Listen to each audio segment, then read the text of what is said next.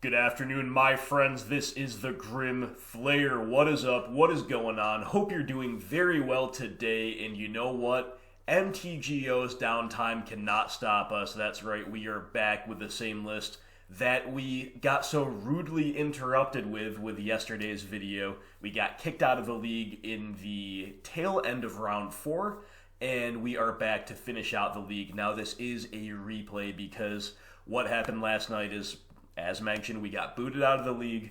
I, downloaded the video, did all the stuff, uploaded it, put the kids to bed, took care of some business, came back and found that MTGO was back up and said, well, I'll just jump on for a couple tournament practice lobby games to get to know the format a little bit better. I don't like to get too crazy right before bed. And I found that they had kind of erased round 4 from memory, so we were still actually in the league, sitting at 2-1. It's a bit rough, because I think we were pretty favored to win round 4, of course, and no compensation of any other kind, but, that's okay. These things do happen. So I said, well, I don't really feel like firing up the recording software because I don't like to get too hyped before bed. I don't like to get too wound up, then I have difficulty falling asleep. So I just said, well, I'll play out the last couple games, see how they go. And I think they were worth watching. So I am here today uploading you those 2 remaining matches to give you some closure from the league in replay form. You're looking, of course, at the list. Links in the description to the initial deck tech before we made a couple tweaks, and then yesterday's league where we begun playing the games that you're about to see the conclusion to. So thanks as always to the patrons who do make the content possible. Let's jump right into these games, go over them, and then at the end we're going to talk about what I've learned with my first 15 or so matches and potential changes to the list, a couple tweaks moving forward. Alright, my friends, so here we go. We have lost the die roll, and we've got a pretty solid keep with some, slight mana issues. Perhaps nothing entirely out of the ordinary for the format, but we'll make do, and it's a really solid game one hand.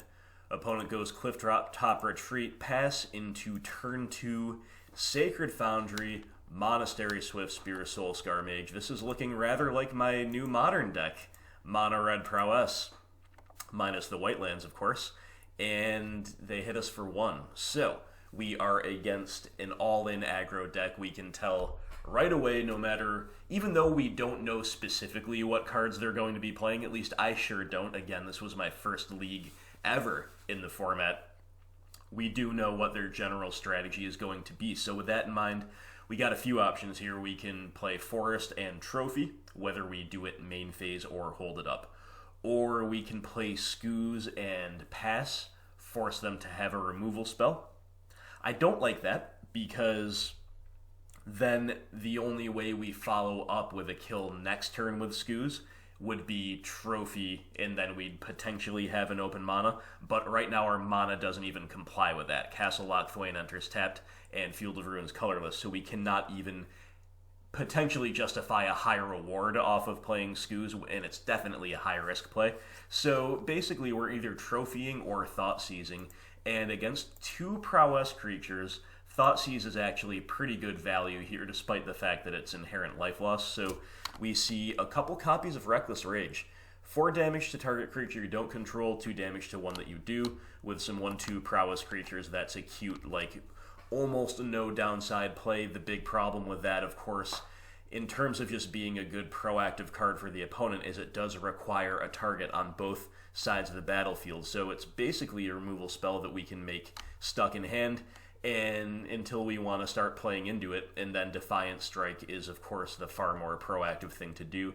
So a pretty clear take there of Defiant Strike, and I'm very happy with that line, because we get to develop our mana, we get to hose the opponent a little bit, and we get to do things a little bit more on our own terms. Opponent has drawn Favored Hoplite. He's got the Heroic ability, very interesting. And they're just smacking us for 2. We draw Fatal Push. So partially my just kind of instincts for what cards might be good in the format, and partially the presence of a heroic card, Favored Hoplite, which does really want to stick around because those counters are permanent, these factors make me want to just main phase the removal rather than play the game of untap, maybe they sink some spells into their creatures and then we get to blow them out. It's not really that likely. We don't benefit that much from doing it, and we could really get punished for it as well, right? Plus, we know the contents of their hand. So the opponent top decked a land. It's back to us. We play an Overgrown Tomb.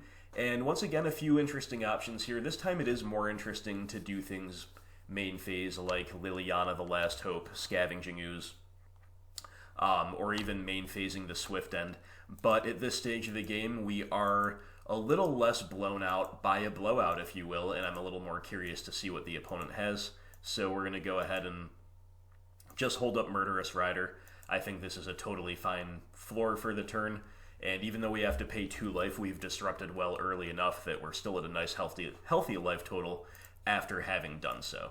So now we can go ahead and run out Scavenging Ooze. Now that we've totally cleared out the opponent's board, again, they do need a target on their own side of the field to cast this spell, so it's a little bit safer to run out the Scooze. It's a pretty good time for it, and of course it can take over the game. Now, I don't know, again, exactly what's likely to be in their deck, exactly what we're playing around, so maybe I was overly cautious here, but I did activate Scooze just once. Or actually, maybe we only had the mana to do so as well.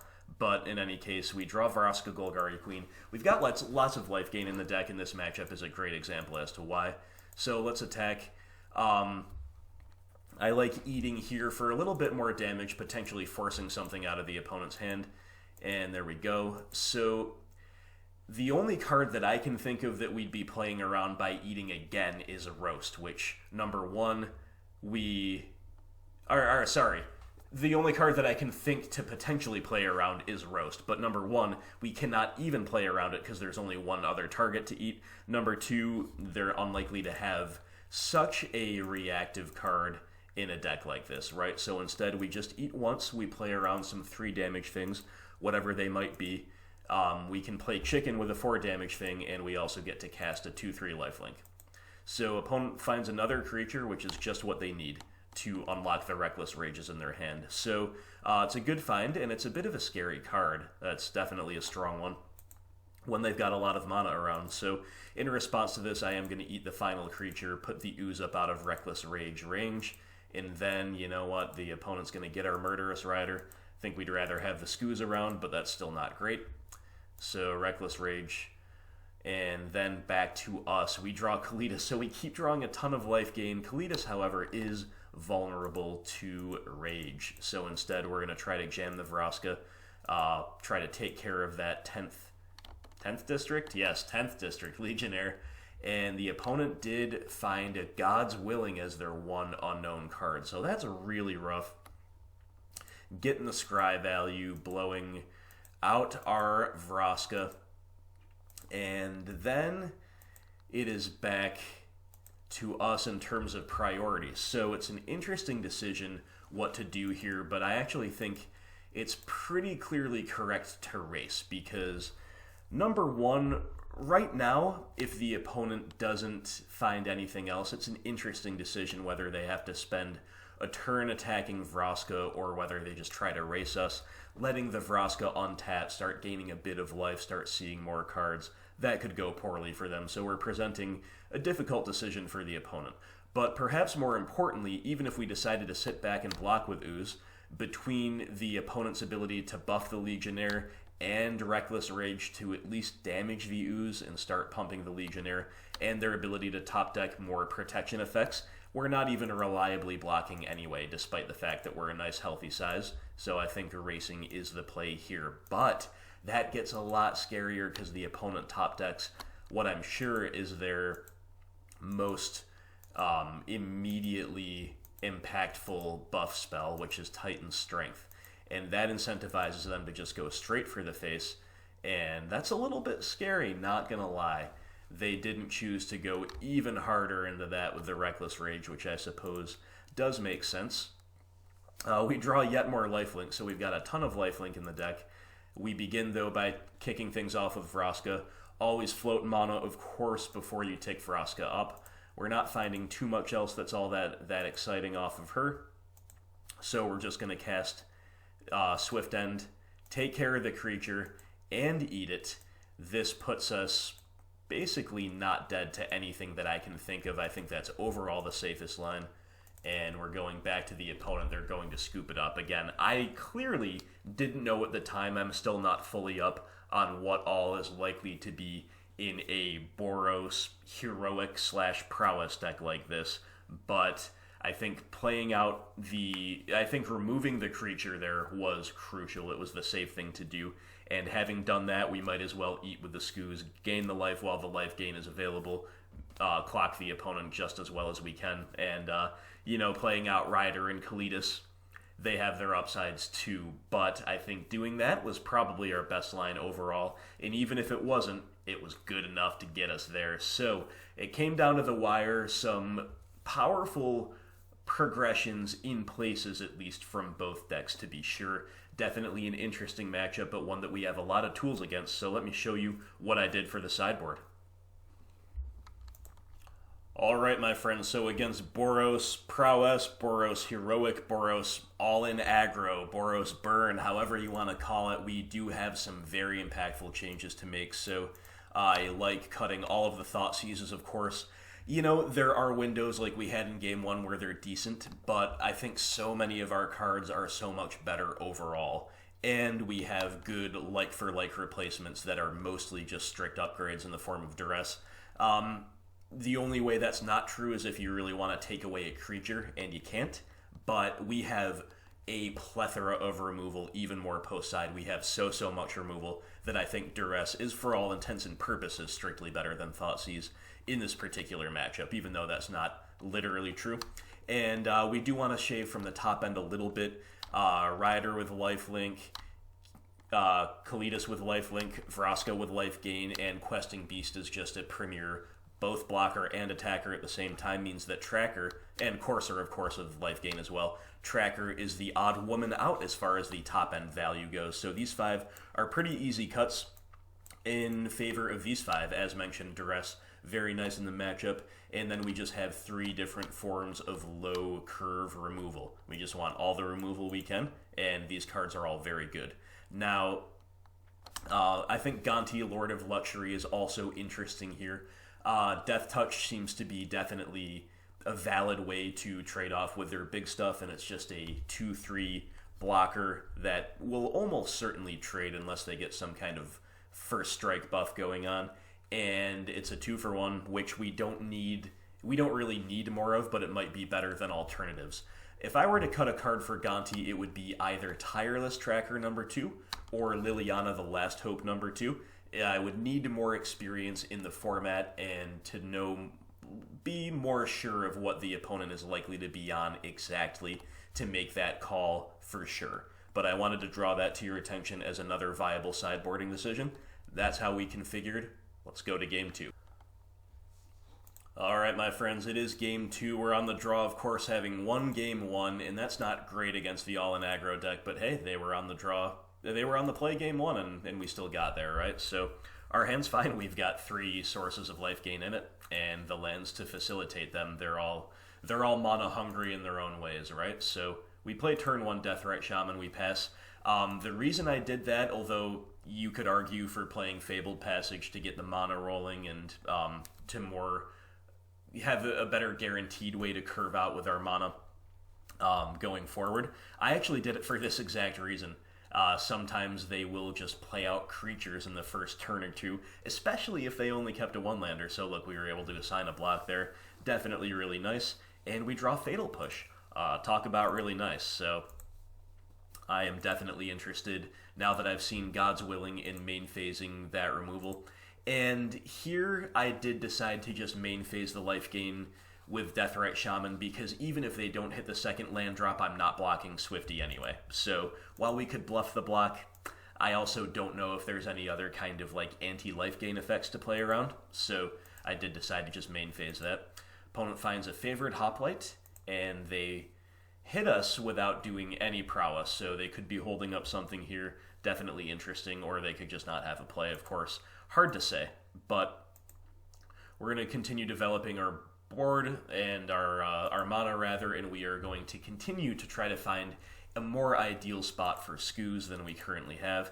And because the opponent had some mana open, even though I don't know if red helps them play around anything, we did decide to just pass and see. So we're valuing our Deathrite Shaman highly enough to not assign a block here. We can afford to take 2, and if the opponent goes all in on a creature, we are of course holding up trophy. So I think playing more reactively here is justifiable. The takeaway here is that there's no one formula, like always main phase your removal, always hold it until the last moment. There's no one formula. You have to use your best judgment, and my judgment here is hopefully going to be good enough to get us there, but of course is not perfect, not knowing what's likely to be in the format. So here, the opponent wisely splits up their buffs across both creatures, making our removal worse. Unfortunately, this is trophy, and they're a bit mana screwed, so we're fixing their mana here, but they don't do anything with the planes, at least this turn. But again, maybe they're holding up God's Willing, right? So who knows? Hard to say, but we're going to try to make them have it here with an Abrupt Decay, and even if they do, at least we're getting prowess out of the way on our turn where it doesn't do us any more damage. So they sure do. So trophy was a big, if we had Decay and trophy, even in the opposite order, that would have been nice. So now we're at a point where now that they have the 3rd mana, they've still got kind of a full hand. We're a little bit scared of a big turn, so we're going to keep the Deathrite up, potentially block, or at least bluff the block, and bluff, of course, the interaction as well. So opponents going in, they got Defiant Strike, they got another Defiant Strike, it's all very good. And since we didn't block, we take a massive hit, so a little scary here. The opponent is definitely showing us what the deck does, and they shock in Sacred Foundry, once again representing a God's Willing. They play a Soul Scar, we're going to gain 2, so Deathrite keeping us in the game. No need to fetch there on the end step of Fabled Passage, because it's going to come in untapped. I did forget about that once or twice in my debut league while live commentating. Just kind of got a learning curve for this type of thing. And then once again, we're going to main phase our removal, draw out the prowess triggers if they have them. They don't have them, or they don't have the God's Willing, rather, this time around. And Deathrite Shaman continues to be a really nice play here. It's just going to continue stabilizing our life total and let us have really mana-efficient turns, right? So, and once again, I think, although we do have a better window for Scooze last turn than we have had heretofore in the game, I think just removal is paramount. I think we have to keep removing. And speaking of removal, the opponent will go Dreadhorde Arcanist into Reckless Rage, getting rid of our Shaman. We're going to gain some life in response, and then we draw Questing Beast.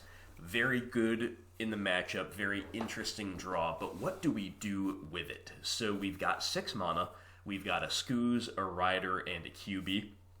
So think for a moment, of course, my friends, what you would do here.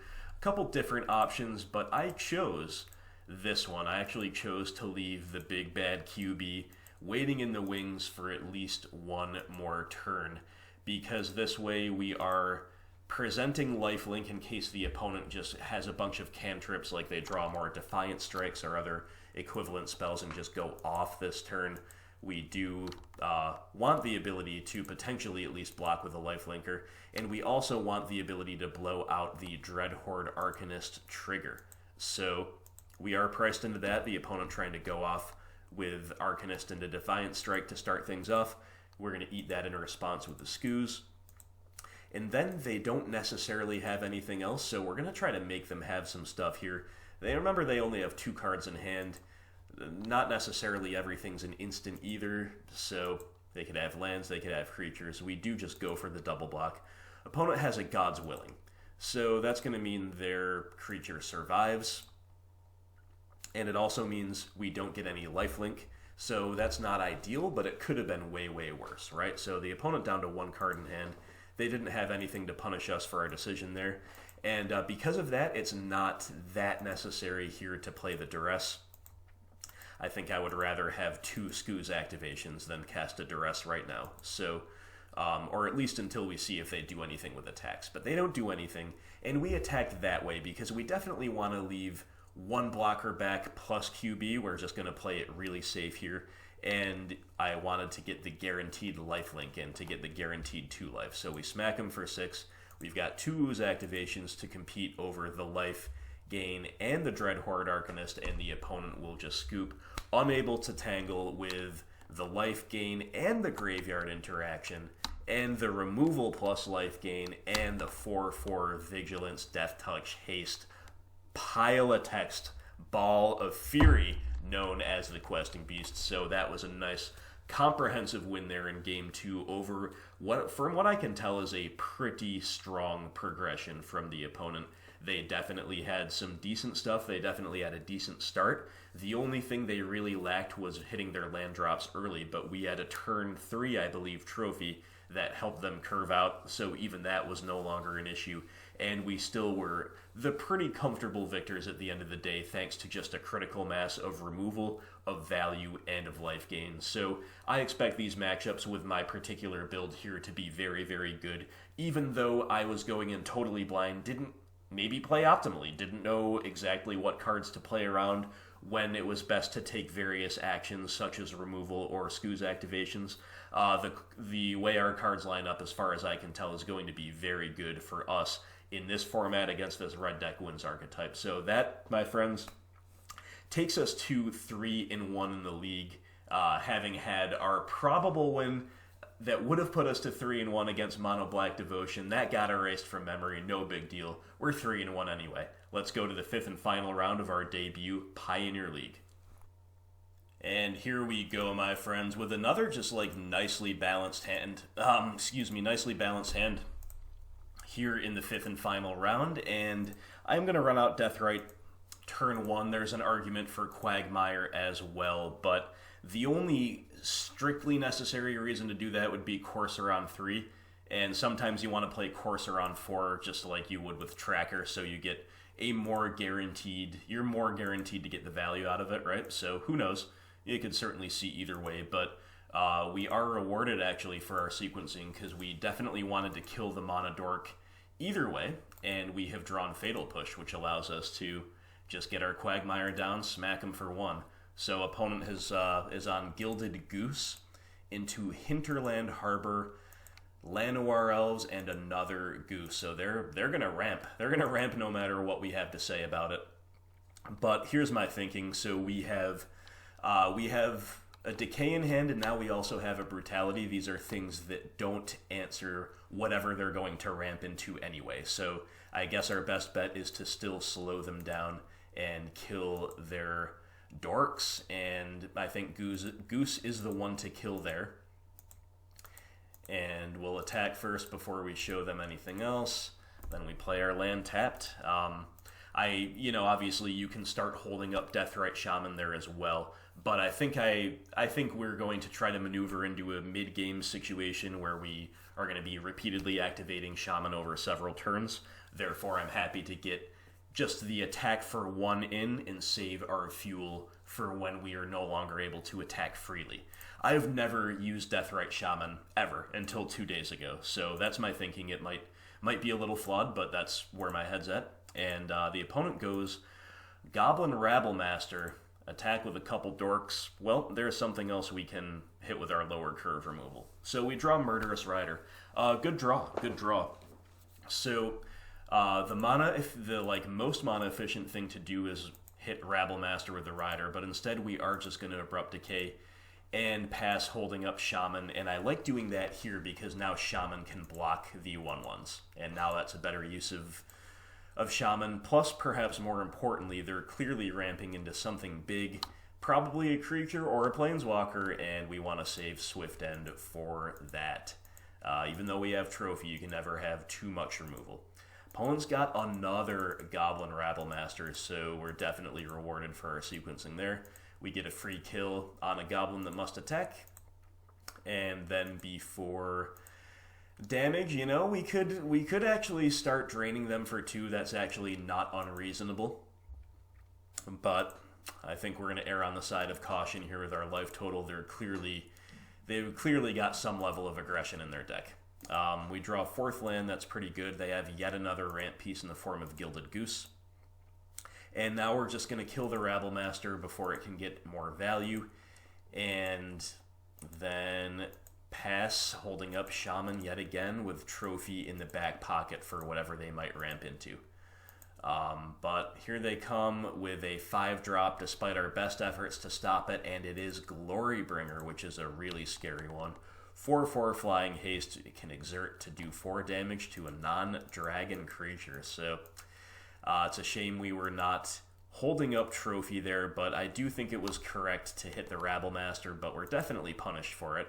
Then again, all they're doing is killing our 1-drop that has already gotten us so much value, and they had to exert to do it, so we don't necessarily need to kill this next turn. So definitely some interesting stuff going on when we draw Thoughtseize. That's probably a pretty good spot for it. We're going to find out, and yep, the only problem is they've got 2 payoffs left, so Stormbreath Dragon, Scavenging Ooze. I think we have to take the Dragon there because we have way more draws that can kill the Skoos and or make the Skoos worse. But right now, in theory, we can kill the Skoos or the Glorybringer, but not both. But the Glorybringer is not attacking next turn anyway, and the Skoos isn't going to be like a huge issue for a couple turns. So I think this is our perfect window for Courser. We're rewarded for that. We get a Fabled Passage off the top, and there's a Thoughtseize on the top. So now we're going to engage in a little bit of top deck manipulation with the Courser. We're going to, unless they don't play the Skoos, we're going to shuffle away that Thoughtseize. But we're going to wait to do it until the end of the turn, and the opponent will just pass. So yes, they could have another payoff in hand, but I think it's more important for us to draw something that's guaranteed to be impactful.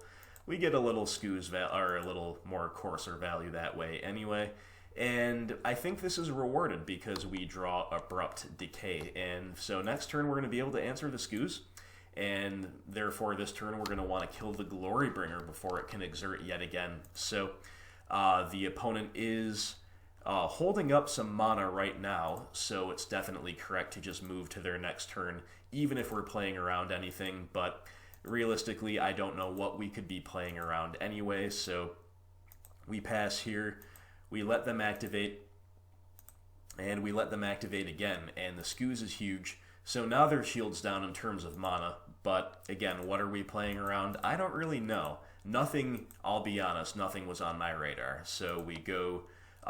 And they could have other haste threats as well, clearly, right? So I think in a lot of ways it is correct to just let them go to the beginning of combat before we trophy, but we do get severely punished for it.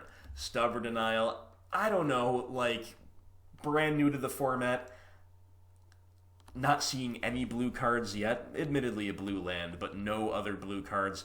I don't think this really should have been on my radar, but maybe it should have been, I don't know.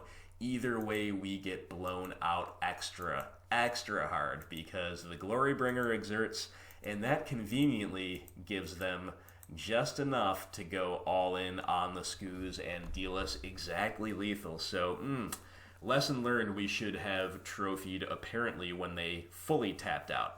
Again, are we supposed to play around Stubborn Denial in like what looks like besides that one land, an exclusively Gruul ramp deck? Yeah, I don't know. It remains to be seen what of these builds is a brew, what of them are going to be stock, all that stuff. But hey, this is why I'm uploading everything I do in a new format, so you can learn from the things that go well for me and the things that don't go so well for me. So we got blown out hard by Glorybringer, Stubborn Denial. A little bit tough from the opponent. This is another deck that goes over the top of us, and if they can continue ramping despite our early kill spells, whether by having a flood of mana dorks like they did here, or just by hitting land drops, then yeah, we might struggle in this matchup. But let's take a look at the sideboard. I think we definitely improve post-side. Okay, my friend, so against what I guess is Temur Dragon Stompy, basically, Temur ramp into dragons and other things like Goblin or Rabblemaster. Here's what I did. So I think it's going to be important to kill as many things as possible. Everything from the mana dorks at the beginning, which Legion's End and Bile Blight are very good at, to the Rabblemaster in the mid game, which Legion's End can sweep up the tokens if they get really out of hand, and so can Bile Blight, or Bile Blight killing Rabblemaster itself, all the way up, of course, to the big payoffs where Cast Down is going to be very nice. And I also think that the games are likely to be grindy enough that we can play these massive bomb top ends, given how well we're going to interact in the early turns. The quality of our interaction and is going to improve post-side, and the downsides are going to be mitigated. Therefore, I really like the top-end inevitability of these two cards, and in terms of how we leverage them, in terms of how they come out. So I think we want to leave in every kill spell in the main deck, basically. But Collective Brutality is overall, I think, the weakest one. And I do think shaving one, or basically taking one out, in favor of 3 superior alternatives. Like, Brutality is still fine to kill a dork early, but that's mostly all it does. It also kills the Rabblemaster, but we have, just look at it, especially post-side, so many ways to do that, including Liliana, the last hopes to kill dorks very reliably on the play, that I think shaving your Brutality is fine, and I think we want to move away from discard to some degree. It's going to come down to top decks, and we can also not afford too much pain from Thoughtseize. So Thoughtseize is a reasonable card in the matchup, but I would rather play 2 than 4, and I think Duress can just get cut. Finally, we should be probably cutting one of these two, Kalitas or QB. They both have the unfortunate distinction of being toughness 4 against a Glory Bringer deck, and, you know, they might play some other red spells that can kill X4s, and neither of them is, like, over-the-top amazing in terms of the effects that they bring. I think our 3 drops are better here. Tracker and Courser, I think, are overall better, and I think the decay effect of Vraska is better as well. So I wanted to cut either a Kalitas or a QB. I ended up cutting QB because one Kalitas activation can get him out of Glorybringer range and can arguably erase them just as effectively depending on what's going on. So that's what I would advise here based on exactly 1 game's worth of experience. These 5 out, these 5 in. Let's go to game 2. Okay, we're on the play. We got a lot of turn 1 Deathrite Shamans this league. This is a fine keep. We've got the early interaction. We've got the mana sink of Deathrite Shaman and the utility. And we have the lands to make it all work. We are going to need to continue drawing gas off the top. We don't have any flood insurance in our hand or anything like that, but we do proceed to immediately do that with a Murderous Rider. And Rider gives us enough flexibility, and Deathrite Shaman gives us enough flexibility that I'm content to just attack and get the Quagmire down. This gives us the option, if we want, to Rider something next turn, or to decay it and hold up Shaman, or Bile Blight and hold up Shaman, or have a double spell turn if we draw another cheap spell. Just a lot of good things could come from that. Or we could draw another ETB tapped land and just get that down. That's cool too. So we're going to decay the Goose. Once again, we're going to attack with Shaman while the attacks are free, rather than just, like, utilizing our resources, draining them out of the graveyard a little bit too soon. Maybe we'll start doing that next turn, but for now we're happy to just attack. And the opponent goes tap land, Lanny Elf, Lanny Elf. Well, you know, not an arrow loosed, javelin thrown, nor sword raised. None were needed. That's right. The 2-for-1. The 2-for-1 is coming our way. That's a feel-good moment, my friends. That's a real feel-good moment. And now we're holding up push plus a Shaman life gain activation.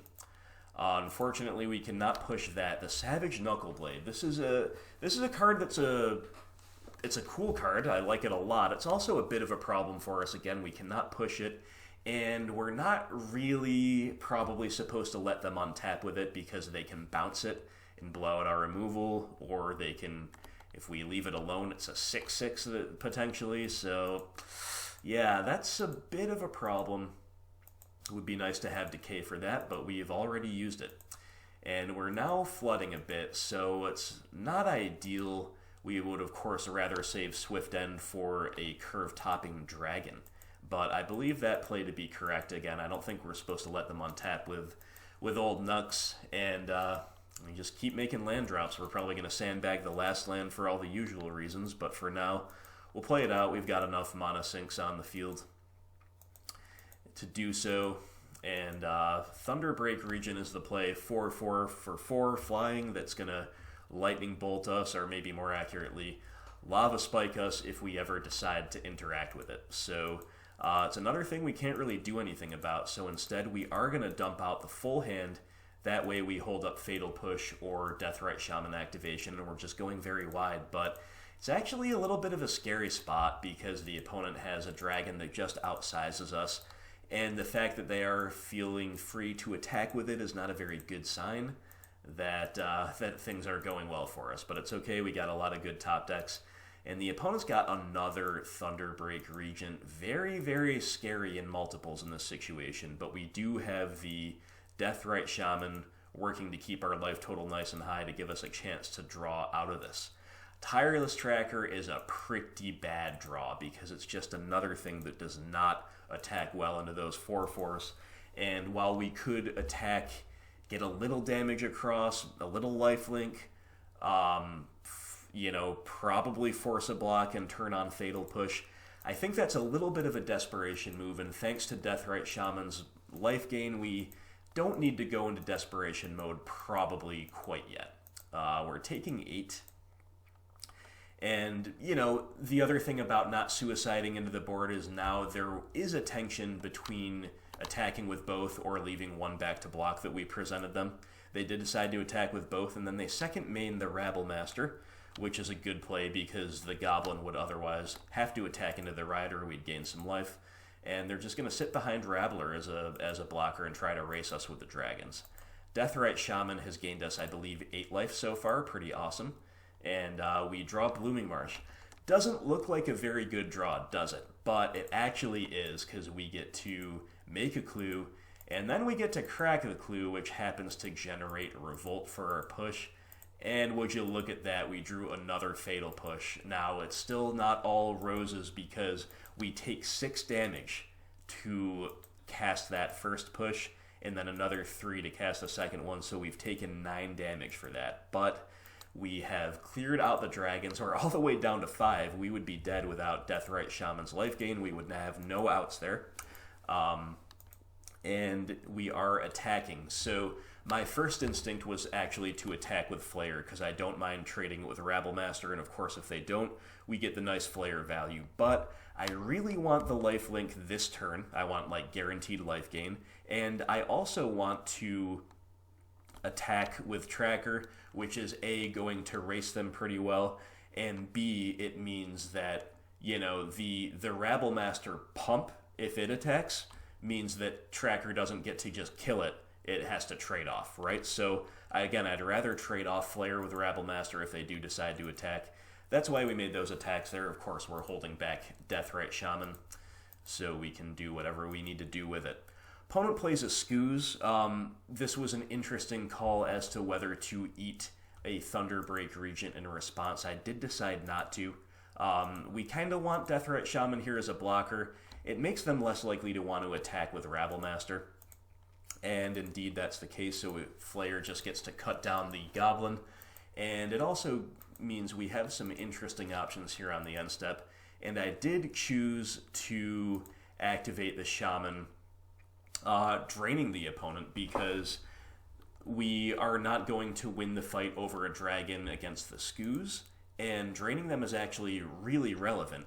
Now, if they do decide to compete over the drain, maybe that opens up more options for us to gain some life next turn, but they don't, so I think that was alright. We draw Grim Flayer, not a very good draw, and honestly, we have some decent attacks, we have some not so decent attacks. It really depends on what we think they're going to do with the Scooze, what we think they have left in hand, all that good stuff. But the good news is we have amazing blocks. We have amazing blocks against the Rabble Master, and the Goblin's going to have to attack. We even block the Scooze well, because we can compete over activations, and even if they win both, it's only a 4/4. We've got Quagmire as well. We've got even Castle Locthwain if we feel we can afford it. So I almost attacked, decided against it, and then we're just going to main phase the Flayer. It's just another bear at the moment, basically, but going wide makes all of the things that I just said even more true. and the opponent does hit their 5th land drop. Now, we knew they had some 5-drops stranded in hand. That was pretty obvious. And it's Glorybringer, but you know what? Like, the Glorybringer is not even that exciting here. Yes, they can kill, like, the Tracker, or whatever they want to kill, but then they're pretty shields down on the crackback, so I almost feel like it would have been better for the opponent to just not play the Glorybringer there, but I don't know what else is in their hand. Maybe doing this sets them up for a really good turn next turn. I don't know, but in any case, I think this is going to work to our advantage because we get to go to 9 life, which is really nice, eat the Goblin, and they, again, don't have great attacks here because we have such a wide board for the crackback. And we are going to activate Castle. We've got a pretty free activation there. And then, of course, Deathrite Shaman on the end step has free reign because they're all tapped out. So we go back up to 10. And it was actually interesting there. It might have even been better. Might have been better to guarantee lethal by draining them for 2. I think I just reflexively gained the life and didn't think about that closely enough. But in any case, we've got our activations here. We make 2 clues. We're going to crack 1 just to see what's up. And it's a land. And we've got other good plays. Scooz is a good play. But again, we got to just pay attention to the fact that we actually just have lethal on board. We didn't even need to crack that clue. So we swing out with absolutely everything. And Deathrite Shaman is waiting to apply the finishing touch. So even if they block the 3 biggest things, we're still going to get in for 4. And then drain them for 2 with Deathrite Shaman. So I guess no matter what we did on the end step there, or really what we did this turn, as long as we recognized that we had lethal, well, we had lethal. So again, the play of the Glorybringer there really giving us the window in which to close out that game, but very complicated board state, lots of goings on. We don't know what's in the opponent's hand, but we did get there, and we interacted along the curve really well. We interacted early on, we went wide late, and Deathrite Shaman, turn 1 DRS was the glue, holding it all together, making it all work, allowing us to survive the double Thunderbreak region in the mid-game, despite the fact that they grossly outsized our board and really taxed our life total. And DRS, of course, finishing the opponent at the end, allowing us to turn them all sideways. So, a lot of people are still asking me, why play this card? Isn't it too weak? Don't you need to build around it a little bit more or just not play it at all? I don't know, guys. I'm cautiously optimistic about Deathrite Shaman. If you had held a gun to my head right now and said build the best list, with my limited experience, I might even be more likely to go up to a 4th Deathrite Shaman right now than to cut any number away from the 3 that I'm playing. So your mileage may vary. Again, still too early to tell, but Deathrite Shaman was awesome there. It's been awesome this whole league. So there we go. We get a game back, and we've got to go to game 3 to see if we can finish this league out 4-1. All right, my friends, so the opponent's going to take a mulligan. In light of that, this is a definite keep. It's a great hand. We got the early kill spells. We've got a couple threats. We've got a balanced, selection of lands. It's all very nice. So the opponent has gone down to 6, and they found Leyline of the Void. Definitely not a card I expected out of the Temur deck. I mean, again, should these things be on my radar? Maybe. Are they? Absolutely not. Not this early in the format, so opponent on the Leyline of the Void, highly unexpected. We don't care about that much right now. We could in the future. All it does is make our Flayer a little bit worse, but not even that. It's still like a 2-2 trample with card selection if it connects, right? So opponent's got that Gilded Goose. I think once again we're really prioritizing just killing the Monodorks. And then we get to play the Tomb painlessly, which is helpful. And opponent doesn't have any plays here, so I think we're rewarded for that. We don't have a perfectly mana-efficient turn either, but we'll get the old Grim Flayer down, get the old Namesake card down. And the opponent doesn't have a play yet again. Very interesting. So they're either flooded or they have only top-end stuff in hand. Maybe some reactive cards, but maybe a Flayer attack could draw out a reactive card. Remember, they do play Stubborn Denial. Those could be in hand as well. So Grim Flayer is going to connect, and we're going to get our value. We will not get Delirium anytime soon, but we're going to get card selection.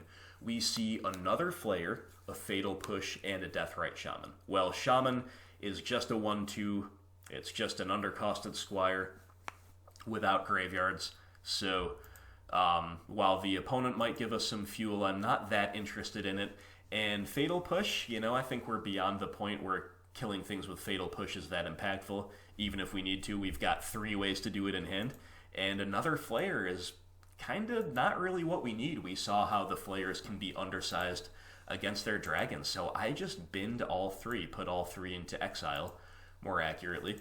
And then we could play Blast Zone here, but I think I'd rather slow roll that, not show them that we have it. It could be a really good way to clean up some low curve stuff or over 2 turns to answer a big thing. I just don't think we need it anytime soon.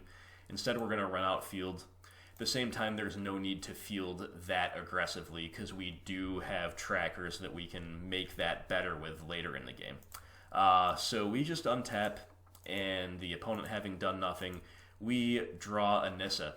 And, a lot of the times I like to use Nissa for the -3 or to make sure the coast is clear for her, but with our graveyard shut off, she is just better utilized here for sure. Coming down, making a 5/5 haste, attacking for 7, going all the way up to 6, and this gives us such inevitability if we get to ult her next turn. Let's say we draw a land for turn, I think we would probably want to ult, because then we're just like, we have no dead draws, we're just going to win the game, we're already up at 20, right? So, Grim Flayer connecting again, we are going to bin another land, even though we might ult with the Nissa. We might not, they might be able to stop us, so we're going to bin the land, we don't need it otherwise. And we're going to bin another Deathrite Shaman, we're going to keep that Tireless Tracker on top. We've got Tracker into Blast Zone next turn, but there is no next turn because the opponent just scoops it up, but we were about to live the value dream if they did nothing, and if we wanted to, if we thought it was good, to ult Nissa, play Tracker, play Blast Zone, and as soon as we play the Blast Zone, we draw a card and we make a clue. From there, we are just inevitably going to win. Or we could take Nissa up to 7, keep racing them, and then, maybe keep her around after ulting, but there's just no bad lines from there, basically, as long as we don't punt, we're going to win. And the opponent kind of petered out, didn't really do nothing. Maybe they had more dead ley lines in hand, maybe they had dead Stubborn Denials in hand. Well, no, they would have stubbed Nissa, right? But who knows what they had in hand. Nothing that could compete with our big bombs and with our, just the pure proactivity. Even when Flayer is only a 2/2, unable to become delirious with the amount of carnage that's around him. Still filtering away the dead draws, still attacking on an opposing board on an unopposed board when the opponent stumbles. Definitely very, very nice. So a bit of a free win there in round 5, game 3. But look at our hand, guys. Look at our board. Look at our hand. We were ready to compete with whatever they had thrown at us. I have no doubt. So there we go. That was our league. So we're going to do a little bit of a wrap-up of the league and a little bit of a speculation on a couple cards that might come into the fold next time I play. Okay, my friends, so that was our 4-1. Really, I'm going to kind of consider it a 5-1 conceptually, because again, I think we had the Devotion deck pretty well on the ropes before we got so rudely booted by MTGO, but we are here to do a wrap-up of the list, and look, I obviously didn't play perfectly, but we played well enough to get a good result, and more importantly, we played well enough to show that I think the deck is a really, really good starting spot. I'm not going to lie. I'm a big, big fan of it, but there are changes that I already am interested in considering, at least. Of course, my friends, your feedback does come into things here, so let me know what you think. But this card, Despise. Target opponent reveals their hand. You choose a creature or planeswalker from it. That player discards that card, so no life loss, no CMC restriction.